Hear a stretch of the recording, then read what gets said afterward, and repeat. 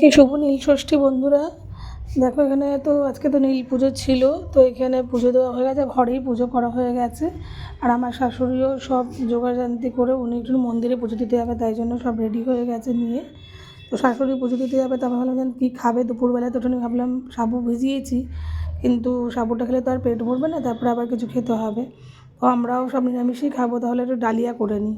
তাই জন্য এখানে একটুখানি পটলও ভাজা বসিয়ে দিয়েছি, ছেলে আবার খেলতে যাবে, তাই জন্য ভাবলাম যেন বোনকে একটু বলি একটু হেল্প করে দিতে, আর আমি ছেলেকে একটু পটল ভাজা দিয়ে ভাত খাইয়ে দিলাম।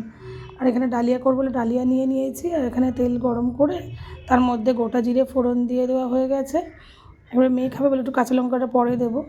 আর এখানে তরকারিগুলো যেগুলো কেটে রাখা ছিল সেগুলো একে একে তেলের মধ্যে দিয়ে ভাজা করে নেওয়া হচ্ছে।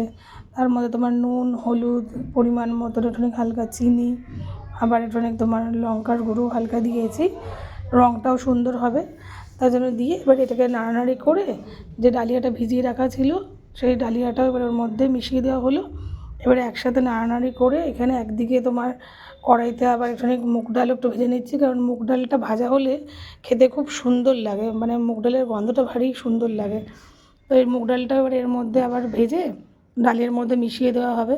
এগুলো করতে করতে আবার একটুখানি মেয়েকে পরিয়েও নিলাম, আর এদিকে ছেলে খেলতে যাবে ওকেও রেডি করিয়ে দিলাম। তারপরে তো ডালিয়াটা খাওয়া হয়ে যাবে। আবার এদিকে মা রাত্রির বেলার জন্য আবার ভেবে রেখে দিয়েছে রাত্রিরে কী করবো। আমি বললাম থাক আজকে আর কিছু করে দরকার নেই, ডালিয়াটাই খেয়ে নেবো। কারণ ডালিয়াটা দেখো মোটামুটি একটুখানি ক্ষয়ে এসেছে হালকা, এর মধ্যে ডালটা দিয়ে দিলাম।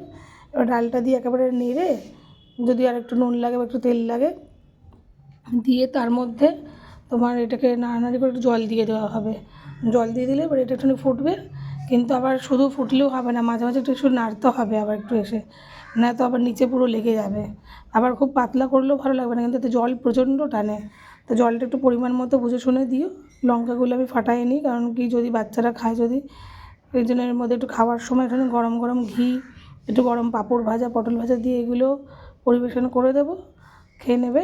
আর রাত্রিবেলার জন্য মা আবার ভেবে রেখেছেন কী খাবে, তো আমি বললাম যেন থাক আর কিছু বলার দরকার নেই। দেখছি মা আবার রাত্রের জন্য আর ময়দা টয়দা মেখে রেখেও দিয়েছে, তার সঙ্গে আবার তোমার ওই গোলমরিচ দিয়ে আলুর তরকারি, সাদা আলুর তরকারি করে রেখেছে, আমার খুবই ভালো লাগে। তো দেখছি ভেবেছিলাম পরোটা করবে, তো দেখছি মা আবার গরম গরম লুচি করে দিল। তো এই হলো আমাদের নীল ষষ্ঠীর দিন আমরা খেলাম। টাটা বন্ধুরা।